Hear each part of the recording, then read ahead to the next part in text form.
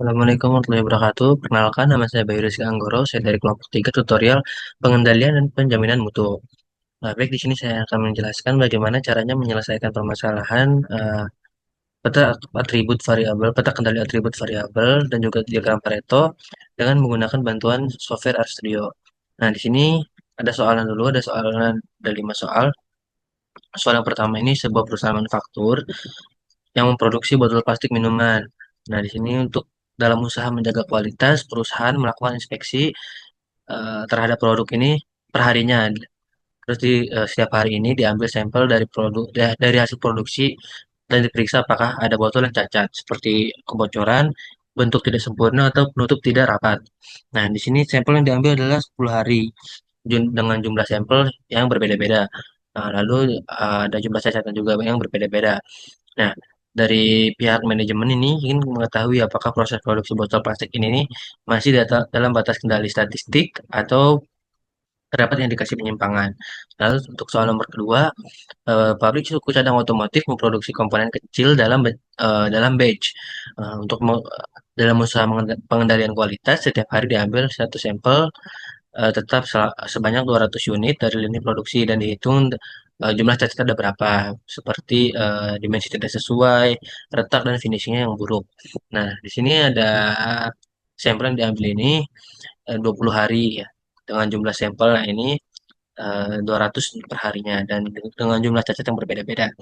Nah, di sini manajer ingin memantau apakah jumlah cacat per sampel agar proses tetap stabil.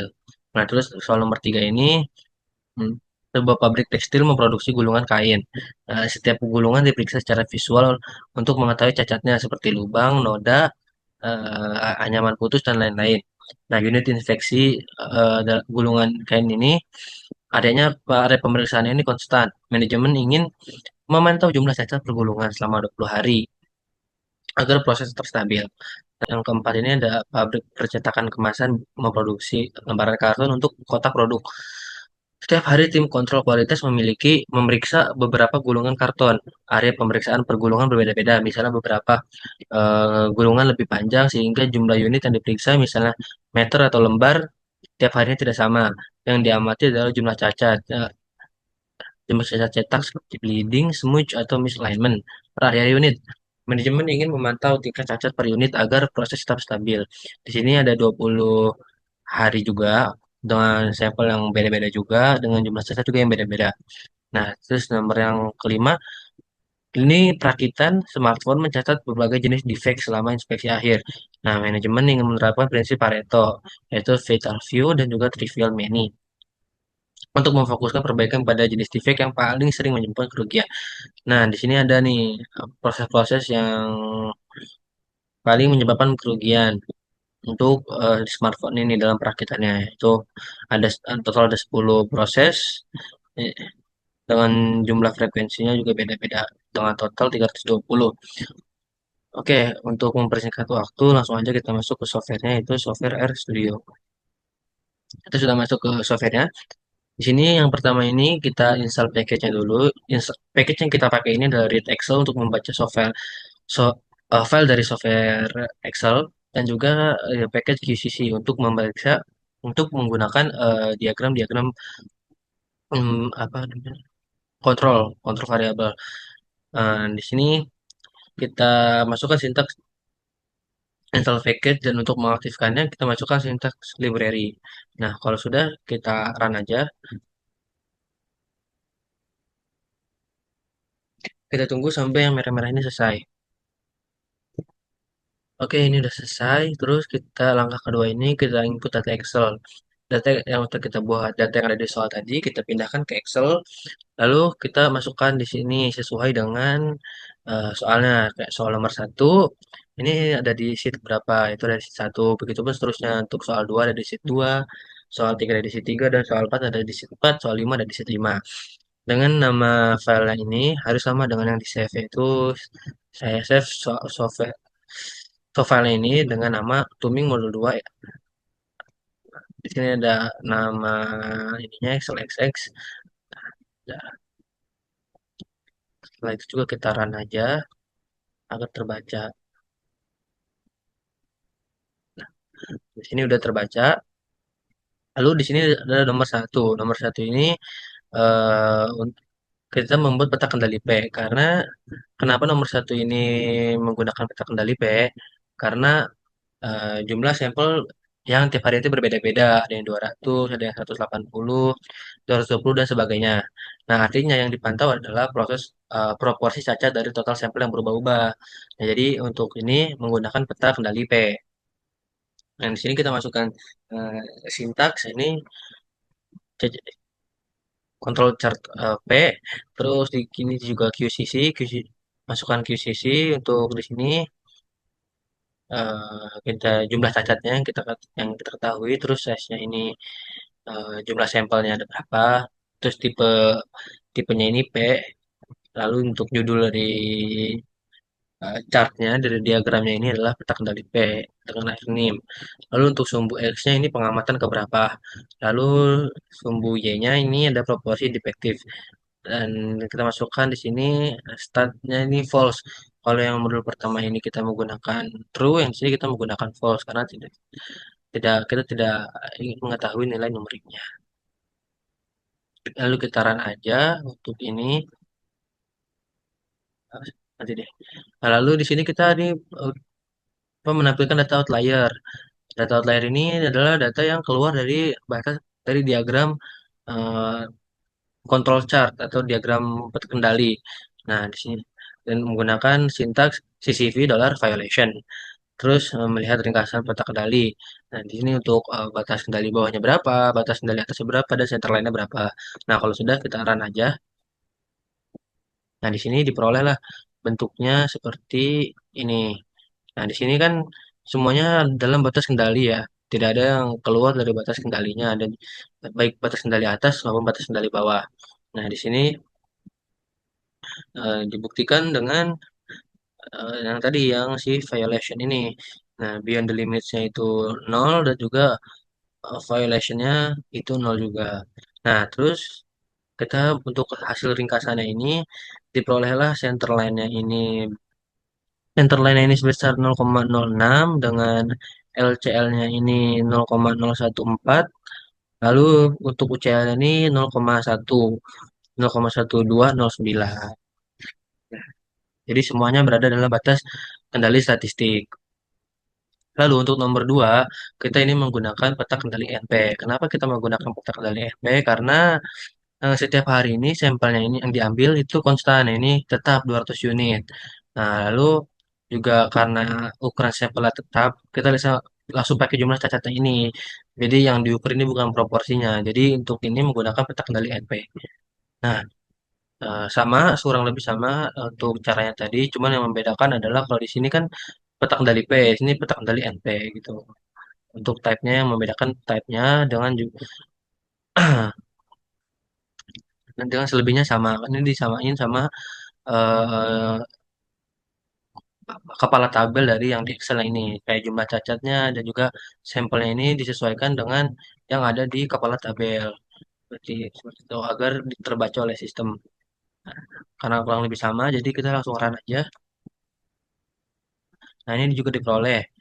Sampai sampel ke-20 itu tidak ada data yang di luar batas kendali ya. Seperti data melewati UCL atau LCL. Nah, untuk hasil nomor 2 ini diperolehlah center groupnya ini atau center line-nya itu 11,85. Untuk LCL-nya ini di 1,833 dan UCL-nya ini di 21,8665. Nah, jadi semuanya dalam batas kendali. Lalu untuk nomor 3 juga sama. Nah, untuk nomor 3 ini kita menggunakan peta kendali C yang dimana peta kendali C ini eh, apa namanya satu gulungan kain itu semua gulungannya ukurannya kan sama ya dengan jumlah cacat pergulungan ini yang beda-beda ada yang 4, ada yang 7, ada yang 10. Nah, karena ukuran unitnya sama, jumlah cacatnya bisa langsung dipakai gitu. Jadi kita pakai peta kendali C karena jumlah cacat per unit ini konstan gitu. Oke, kurang lebih untuk sintaksnya sama juga kayak yang tadi, yang membedakan hanya Oh, ya yang membedakan ini tidak ada ini size-nya. Karena cuman satu aja yang diketahui itu jumlah cacatnya tanpa adanya sampel banyaknya sampel yang diambil. Jadi nih, jadi kita tidak pakai type, kita tidak pakai size, tapi pakai langsung ke type. Oke, langsung kita run aja. Nah, untuk hasilnya juga sama, tidak ada yang keluar dari batas kendali. Ya ini batas baik batas atas maupun batas bawahnya. Artinya proses produksi ini tetap stabil dan berada dalam batas kendali statistik itu.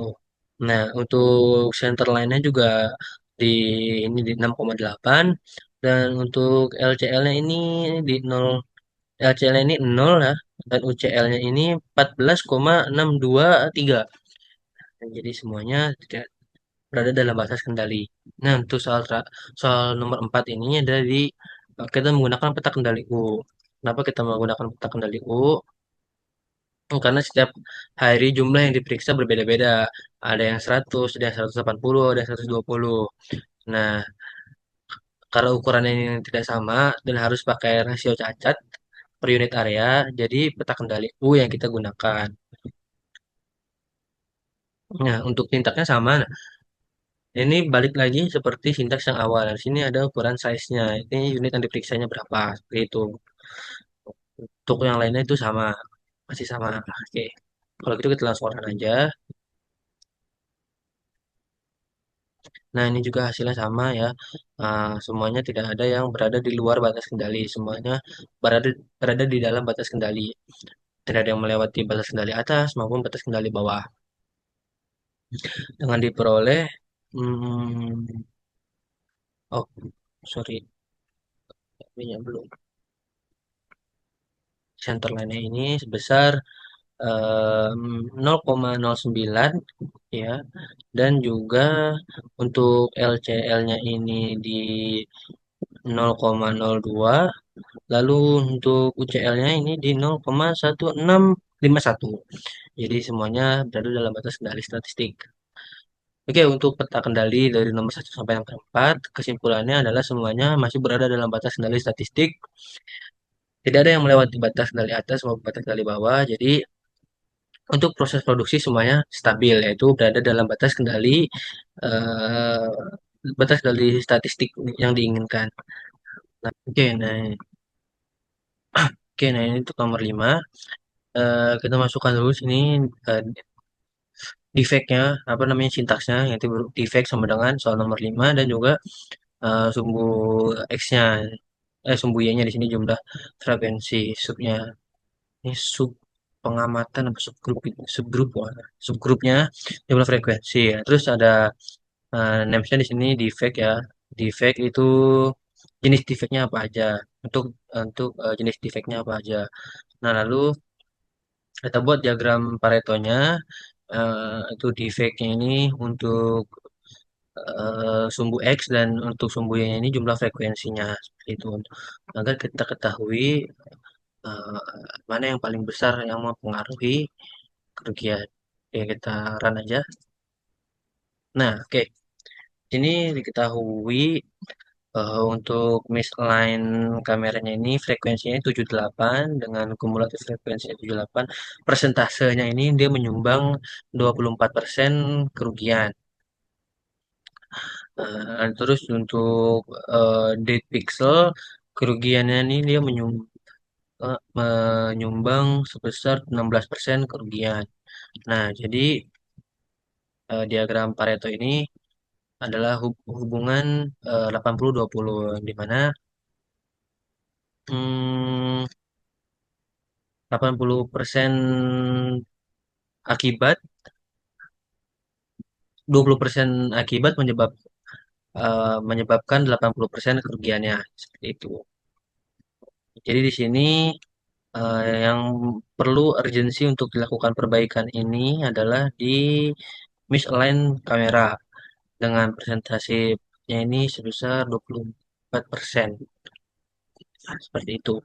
Jadi kesimpulannya dari kelima soal ini, Untuk soal nomor 1 sampai nomor 4, pertekali atribut ini, semua semua proses produksinya stabil dan berada dalam batas kendali statistik. Tidak ada yang proses produksi yang ataupun jumlah cacat yang melewati batas kendali atas maupun batas kendali bawahnya. Jadi, semua tetap stabil berada dalam batas kendali statistiknya. Dan juga untuk soal nomor 5 ini, proses yang perlu urgensi untuk dilakukan perbaikan adalah proses misalign kamera dengan dengan persentase itu sebesar 24%, 24,375%, 300%. Jadi itu yang diperlukan perbaikan secara segera. Yang diperlukan perbaikan dalam diagram Pareto ini adalah skala 80% atau 20%. Oke, mungkin cukup sekian dari saya. Kurang lebihnya mohon maaf. Wassalamualaikum warahmatullahi wabarakatuh.